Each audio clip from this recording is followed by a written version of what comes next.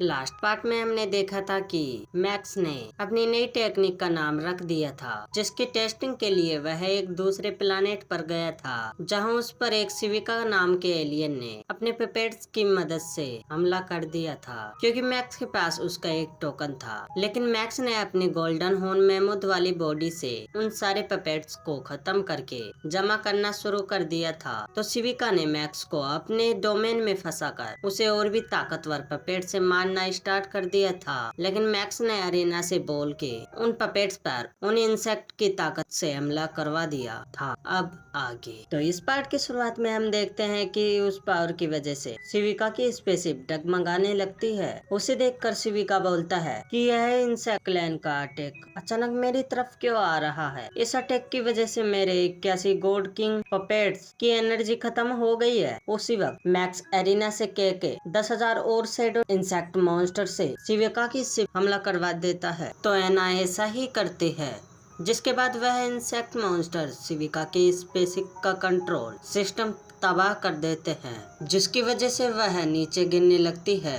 पर उससे पहले ही सिविका उस स्पेसशिप से निकलकर दूसरी स्पेसशिप में चला जाता है और उसी वक्त मैक्स भी सिविका की स्पेसशिप को अपनी स्पेस रिंग में लेता है। तभी सिविका फिर से गोल्डन हॉर्न मैमूथ की बॉडी पर हमला करता है, पर मैक्स अपनी गोल्डन हॉर्न मैमूथ की बॉडी लेकर वहां से निकल जाता है। यह देखकर सिविका को बहुत गुस्सा आता है, क्योंकि उसके टोकन के साथ साथ उसकी स्पेसशिप भी चली गई थी। इसलिए वह बोलता है कि भले ही वह सिल्वर विंग कहीं भी चला जाए, पर मेरे रेडार सिस्टम उसे ढूंढ ही लेगा और फिर मैं उसे जान से मार सकता हूँ। इधर मैक्स बोलता है कि मेरे शिप के डिटेक्टर्स बहुत कमजोर हैं, इसलिए मुझे पता नहीं कि वह मेरे पीछे आ रहा है या नहीं, पर आज या कल वह मुझसे बदला जरूर लेगा, क्योंकि उसे बहुत ज्यादा लॉस हुआ है। इसलिए मुझे यहाँ से निकलना होगा, क्योंकि वह मदद भी बुला सकता है। अब मैक्स वहाँ से टेलीपोर्ट करने के लिए ओपन मार्केट में किसी की मदद मांगता है। इधर सिविका विंग पर बाउंड रखने लगता है, लेकिन तभी उसे पता चलता है कि सिल्वर विंग उसके डिटेक्टर की रेंज से गायब हो चुका है। यह देखकर सिविका को और भी गुस्सा आता है, पर वह बोलता है कि मैं एक दिन तुम्हें ढूंढ ही लूंगा। इधर मैक्स को एक स्टार इल्यूजन किंग टेलीपोर्टेशन की मदद से उस प्लेनेट की दूसरी तरफ ले आती है। तो मैक्स उसे थैंक यू बोलता है। इस पे वह मैक्स से कहते हैं कि तुम्हें मुझे थैंक यू बोलने की जरूरत नहीं है, क्योंकि मैंने इसी बहाने विंग को देख लिया। साथ ही तुमने मुझे इस टेलीपोर्टेशन के लिए 10 मिलियन हुनियन कॉइन भी दिए थे, इसलिए ये डील मेरे लिए अच्छी साबित हुई है। और अगली बार तुम्हें मेरी जरूरत पड़े तो जरूर बताना।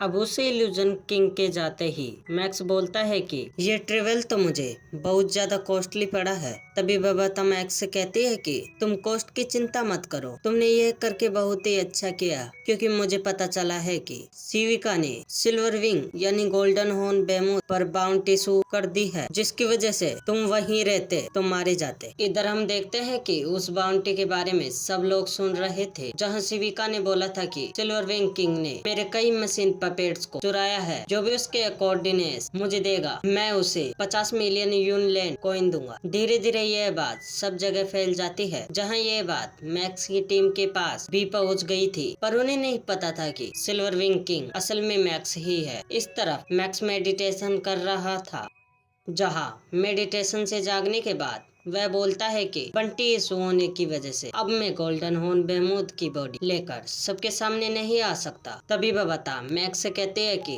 हमारे डिटेक्टर्स बहुत पुराने हो गए हैं, हमें अब अपडेट डिटेक्टर्स खरीदने होंगे ताकि हमें फ्यूचर में प्रॉब्लम ना हो। तभी अचानक से मैक्स का दिल तेज से धड़कने लगता है और इसी के साथ ये पार्ट यहीं खत्म होता है। आपको पसंद आया हो तो लाइक कर देना। तो मिलते हैं अगले पार्ट में, तब तक के लिए गुड बाय।